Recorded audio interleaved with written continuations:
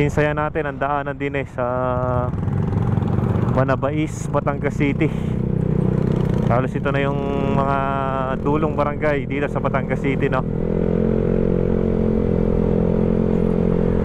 Ang ganda nga lang dito sa Banabais dahil madaming mga punong malalaki, ano? Mga tinanim pa siguro yan nung matagal na panahon na. Yan, may mapapansin pa kayo diyang mga puno ng dates sa gilid, oh. Yan, oh.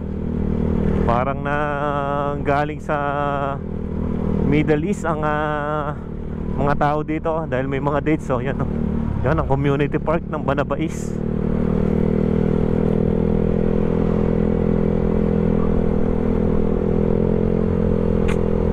Isa ito sa madaming mga ano, no? Yan, no?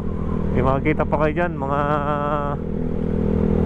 puno ng dates na kalimitan nakikita sa mga Middle East country, no? Gaya ng Saudi Arabia. Yan, no? Ang dami. Kaliwat kanan may tanim sa tabing puno. Nakakatuwa talaga tingnan pagka mga ganyan, no? Madaming ading mga sitio ang barangay na ito, no? Itong barangay Banabais ng Batangas City.